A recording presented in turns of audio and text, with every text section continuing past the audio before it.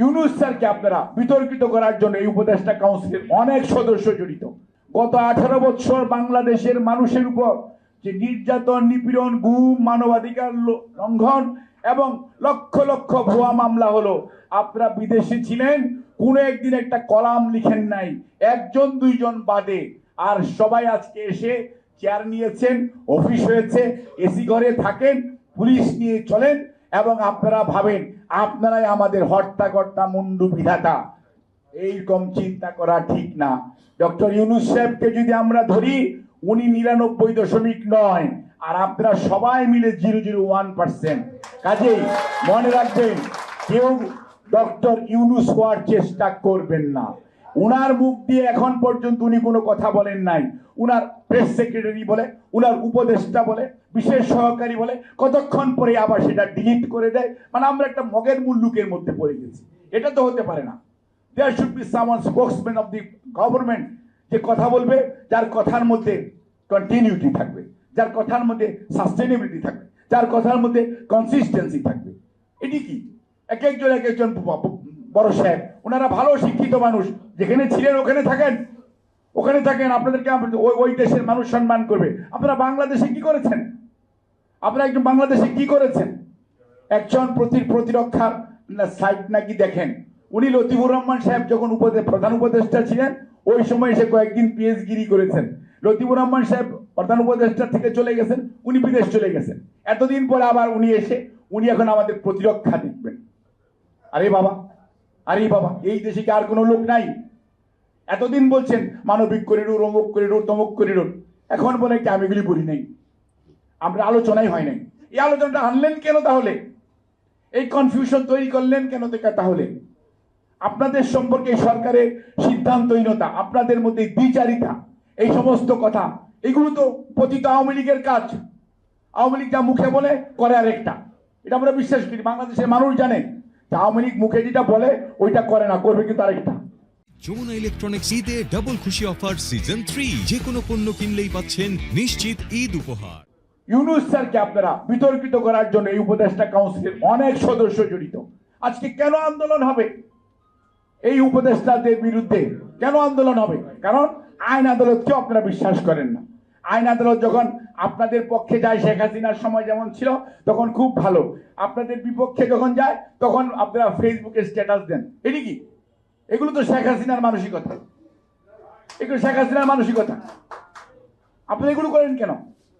আপনাদের মধ্যে তো আপনারা লেখাপড়া জানা মানুষ, নিজেরা নিজেদেরকে খুব শিক্ষিত মনে করেন, আচরণটা শিক্ষিত মানুষের মতো করেন, তাহলে দেশের মানুষ আশা রাখবে, বিশ্বাস রাখবে।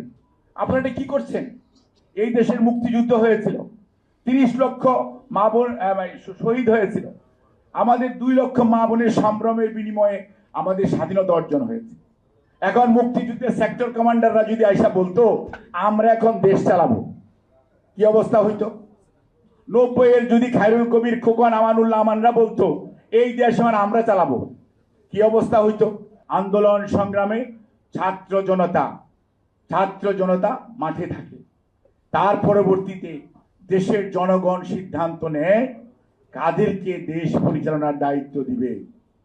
এখানে উল্টা হলো, আপনারা নিজেরাই নিজেদেরকে এক ঘরে করে ফেললেন, সকল কৃতিত্ব আপনাদের দাবি করে অন্য সবাইকে আপনারা অপমানিত করেছেন। প্রথম আমরা চুপচাপ ছিলাম, কিছুই বলি নাই, কিন্তু স্বৈরাচারের দূষর এবং দেরকে সাথে নিয়ে আপনারা দেশ পরিচালনা করতেছেন এবং স্বৈরাচারের দূষররা আপনাদের ভিতরে থেকে আপনাদেরকে ভুল পথে পরিচালিত করছে। আপনারা নিজেদের ক্ষমতা বা নিজেদের চেয়ারকে দীর্ঘদিন ব্যবহার করা অথবা ক্ষমতাকে প্রলম্বিত করার জন্য আপনারা সঠিকভাবে দায়িত্ব পালন করতে পারছেন। আপনাদের প্রায়োরিটি ফিক্স আপ ঠিক নেই। বিচারের ব্যবস্থা করা should be the number 1 priority। সংস্কার, ইয়েস, নির্বাচন কমিশন কুলুষিত ছিল, আপনারা গঠন করেছেন। আপনারা বিচার ব্যবস্থার মধ্যে চরম দলীয়করণ ছিল, অর্ধেকটা করে চুপচাপ বসে আছেন, বাকিটুকু করছেন না। এবং তার পরবর্তীতে নির্বাচনের জন্য একটা রোডম্যাপ মানে কি? আপনাকে একটা তারিখ দিবেন বিভিন্নভাবে, যে অমুক তারিখ থেকে অমুক তারিখ, এটা দিয়ে সমস্যা কি? আর এটাই তো আপনার প্রাইমারি কাজ। আজকেও দেখেন বিদেশি অনেক পত্রিকাতে এসছে যে আপনাদের, এবং যে আন্তর্জাতিক মিডিয়া, আন্তর্জাতিক মাধ্যম, আন্তর্জাতিক সংস্থা আপনাদেরকে মুহুর করতালি দিয়েছিল 5ই আগস্টের পরবর্তীতে, আজকে দেখেন তারা সেই হিউম্যান রাইটস ওয়াচ বলেন, মানবাধিকার কমিশন বলেন, বিদেশি বন্ধুরা বলেন, কি লিখছে। কেন ইউনূস স্যারকে কেন আপনারা এরকম ভাবে বিতর্কিত করার চেষ্টা করছেন? দেশের মানুষের আস্থা আছে ডক্টর মোহাম্মদ ইউনূসের প্রতি, কিন্তু ডক্টর মোহাম্মদ ইউনূসের স্যারের সকল উপদেষ্টার, এই কিছু কিছু উপদেষ্টার অতি বাগ্মিতা, বেশি কথা বলা, এবং যার যেটা কাজ নয় তার সেই সমস্ত কথা বলা। আরে ভাই, আপনার যে কাজ সেটা বলেন, কিন্তু কতিপয় উপদেষ্টা অতি কথন, যাদেরকে দেশের মানুষ চিনেও না, জানেও না, আবার কিছুক্ষণ পরেই কথাবার্তা প্রত্যাহার করার যে মানসিকতা, এগুলো করে দয়া করে কনফিউশন সৃষ্টি করবেন না। বাংলাদেশ সেনাবাহিনী আমাদের গর্ব, বাংলাদেশ সেনাবাহিনী এই জাতির গর্ব। জনগণের প্রয়োজনে 71-এও ছিল, এবং আমাদের যত প্রাকৃতিক দুর্যোগ দুর্বিপাক হয়েছে সব সময় ছিল। 90-এ আমাদের সাথে ছিল। এইবার জুলাই মাসের আগস্ট মাসেও এই সেনাবাহিনী প্রমাণ করেছে তারা জনগণের প্রতিপক্ষ নয়, জনগণের বন্ধু। সেই জন্যই ওই প্রতিষ্ঠানকে বিতর্কিত করার চেষ্টা করবেন না, এবং করে কোনো লাভ হবে না।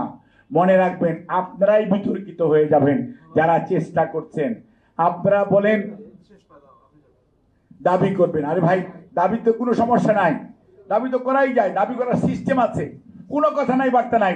রাত 12টার সময় একটা ফেসবুকে স্ট্যাটাস দিয়ে যমুনা ঘেরাও করেন, কথা নাই, বার্তা নাই, এটা ফেসবুকে দিলেন কেন? আপনি কোনো দাবি আছে, প্রথম সাংবাদিক সম্মেলন করে বলেন, তারপরে স্মারকলিপি দেন, তারপরে বলেন, সেগুলো তো করেন না। অর্থাৎ আপনারা মনে করেন এই সরকার আপনাদের। অবশ্যই এর জন্য সরকারের কতিপয় ব্যক্তিও দায়ী, কারণ ওনারা কেউ এক উপদেষ্টা হয়েছেন এবং তারা ক্ষমতা দেখাচ্ছেন।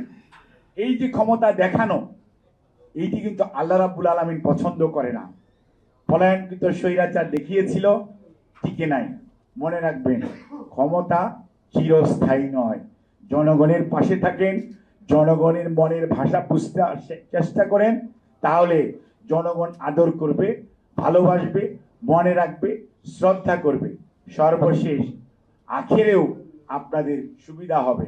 আদারওয়াইজ মনে রাখবেন, শূন্য স্থান কখনোই শূন্য থাকে না। হয়তো একটু ঝড় হয়, ঘূর্ণিঝড় হয়, নিম্নচাপ হয়, ঊর্ধ্বচাপ হয়, মধ্যচাপ হয়, কিন্তু কোনো জায়গায় শূন্য থাকে না। কাজেই আমরা স্পষ্টভাবে বলতে চাই, বাংলাদেশ জাতীয়তাবাদী দল মনে করে অন্তর্বর্তীকালীন সরকার ডক্টর মোহাম্মদ ইউনূসের নেতৃত্বে ইনশাআল্লাহ সফল হবে। মানুষ তাদের পিছনে আছে, কিন্তু ওনাকে যারা বিভিন্নভাবে বিতর্কিত করার সরকারের কার্যক্রমকে চেষ্টা করে, এখনো সময় আছে, লাগাম টেনে ধরুন। রাজনীতিবিদদেরকে, রাজনৈতিক দলকে প্রতিপক্ষ বানানোর চেষ্টা করবেন না। তাহলে মনে রাখবেন, রাজনীতি সব সময়, রাজনীতি জয়যুক্ত হবেই হবে। আপনারা যত বড় জ্ঞানী গুণী বুদ্ধিমানী হন না কেন, রাজনীতি জনগণের সাথে রাজনীতিবিদদের সম্পর্ক, আর জনগণ কখনো পরাজিত হয় না।